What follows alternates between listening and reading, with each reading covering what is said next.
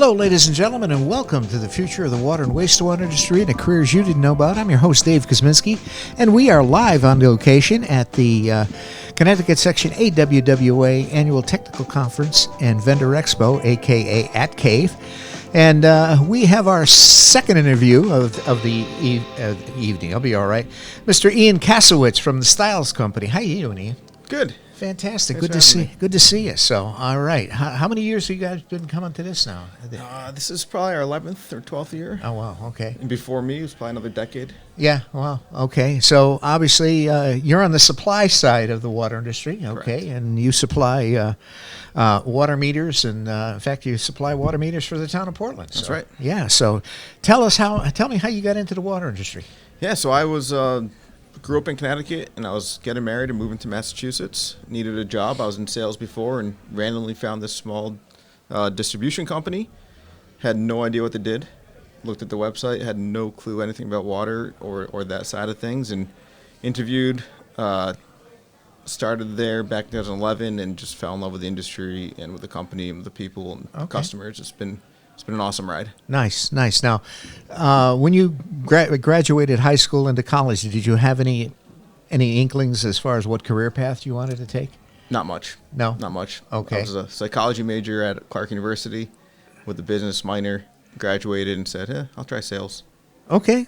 All right. And it's been a good ride. It's been a good ride. Fantastic. But I mean, honestly, if I had a couple sales jobs out of school and before I started at Stiles, and I think the industry is what makes the job, bearable. Well, the thing is the water industry, and this is what people, it's kind of out of sight, out of mind, as far as that goes. And it's not an industry that you can outsource. Correct. You need boots on the ground, you need pipe in the ground, you need meters in the houses, you need whatever, and so forth. So, so you graduated where'd you go to high school? Amity in Woodbridge, Connecticut. Oh, okay. And then I grew up in Orange. Went to Amity for high school, and then went to Clark University for college. Okay, nice. And you majored in psychology. Huh? Majored in psychology. Nice. Well, great. So when you got into tell me how the industry has changed. I know technologically the advances are tough to keep up with a lot of times. And so tell us, now that your forte is with us, I know is meters. Tell us how the metering technology has advanced. Yeah, it's like you said, it's technology. Everything's technology. Even the industry, I started, I'm going to sound old, most operators had flip phones in 2011. Yep. Now 99.9% have some sort of smart device, smartphone, iPhone or Android. But with meters specifically, it's I always tell a story when I'm doing presentations. I go to trainings we support Badger Meter. You go to trainings back in 2011, years after, you hear a lot about the actual meter itself. Yep. Now a lot of the training is all about software. Yep.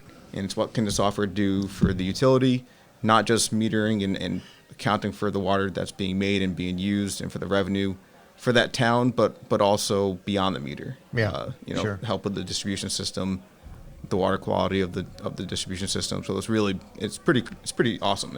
They're actually going way beyond just the meter. Well, I've been in the industry 50 years, and when I started at the water, we had, Neptune was our meter of choice. It's the old Tridents, as far as that goes, and the reading was using the old paper flip book, writing pencil and paper, and walking between houses, and knocking on the doors, and hoping somebody's home. And as the years go on, the frequency of people being home got less and less.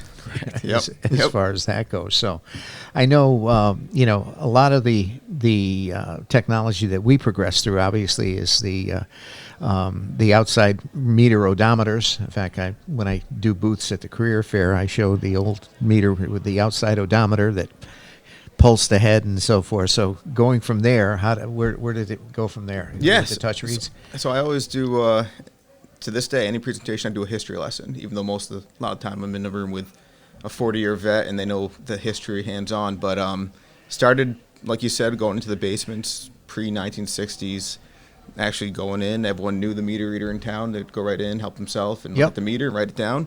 From there, they got to read outside with those remotes you mentioned. That was 1960s technology, but really throughout the 80s, 90s, people even today still use them. Maybe still have a few left in our town too. I mean, it was a big deal. You got to read outside. It wasn't always the most accurate, but didn't always match the meter. From there, they became touch meter reading. Okay. Started to automate the process a little bit, where you don't have to necessarily write it down anymore. It gets stored in this little touch gun. From there, it became AMR, which is your drive-by systems. Yep. Drive around the town. That was late 90s, early 2000s, started becoming more popular. Then they had your traditional fixed networks, AMI, in the late 90s also. Put up a network, put up gateways, put up antennas, and the reads hopefully come back to the office. Great concept where everyone wants to get to eventually.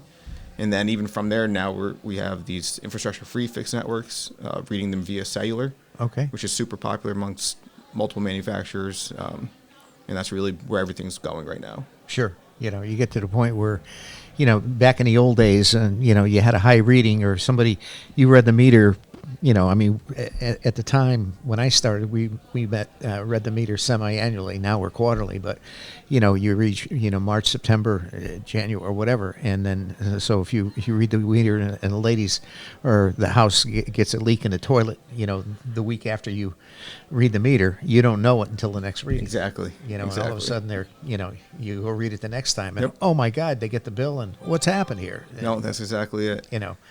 Now with all the drive-bys and the radio stuff, that's all transmitted back to the office, and they call you up and says, you have a leak. Exactly. A lot more proactive, and that's what we always talk about is in terms of when towns are trying to figure out what they're going to do next with the meter system.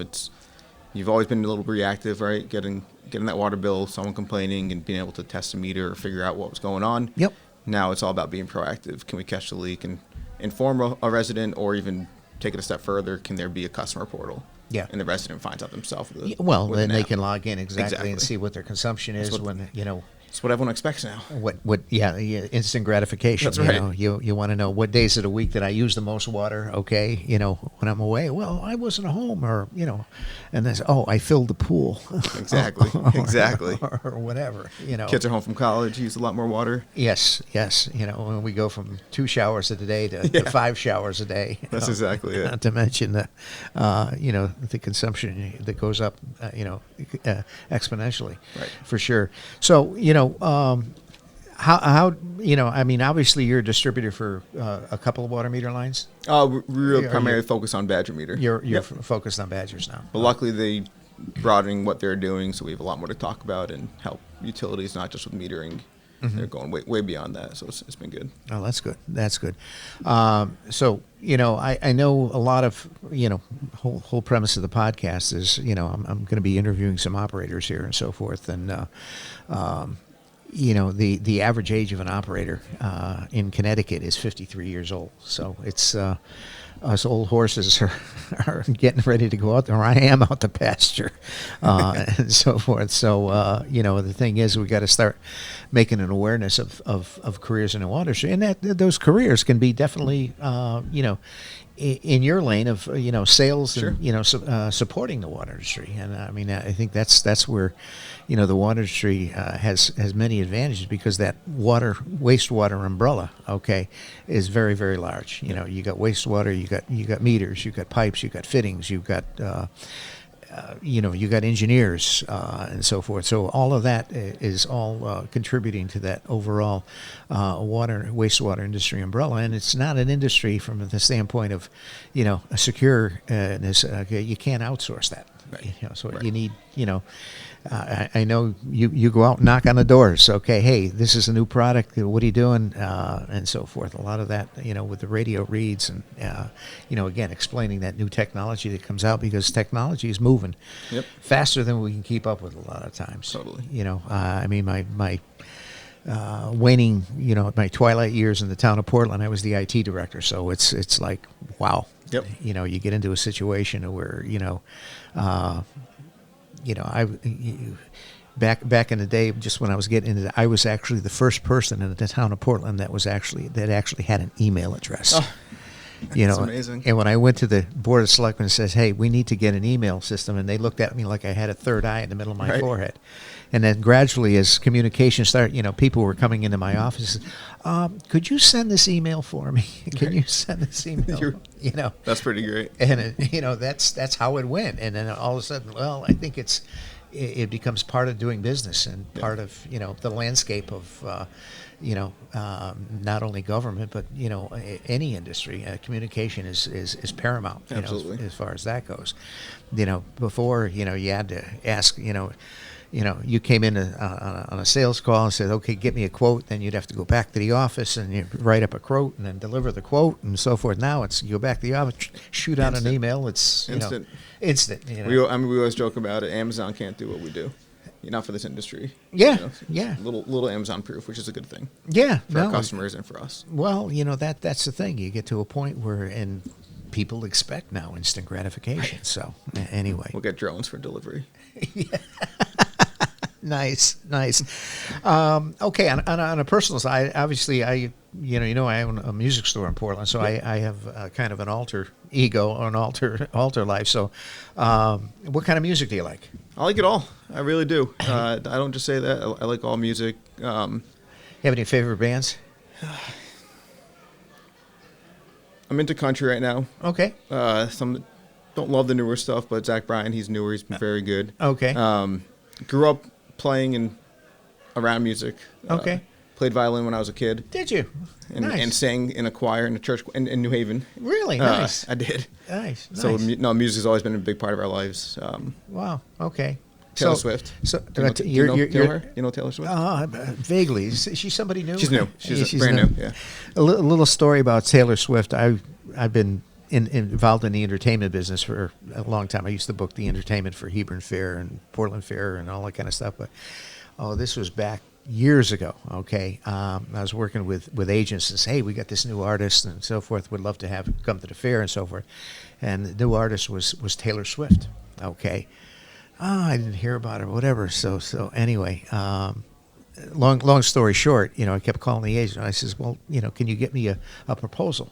And it was like, $7,500. Okay. Oh, wow, that's okay. That's it's a little steep for Portland, but I think we can do it. As far as that goes. And I kept calling her, and I says, "Hey, you're going to get me the contract? You're going to get me the?" "Well, yeah, I'll get it." And that was just at the time she hit big. She was blowing up. And then it was just like, yep. Okay. And then the rest is history. She's doing stadium tours and Eras tours and a billionaire, and now is in a movie and the whole. Pretty amazing. I have a 10-year-old daughter, so it's all Taylor all day. Oh yeah, Swifties. Absolutely. Swifties, as far as that goes. So, if you got, what was the first concert that you ever went to? You remember that? Probably Dave Matthews. Okay. Probably Dave Matthews. There you go. It was pretty good.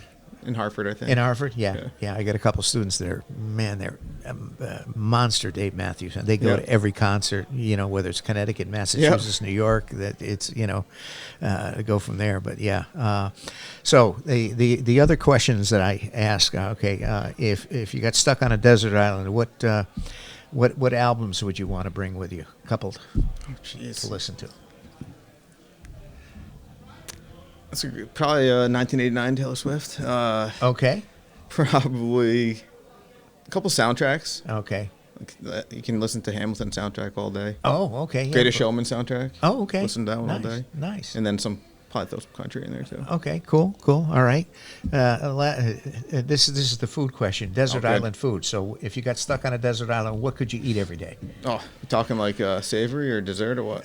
I'm whatever you could eat every day. I'm a big buffalo chicken guy. Okay, all right. Have that. Won't get bored of that meal. No. Buffalo chicken wrap.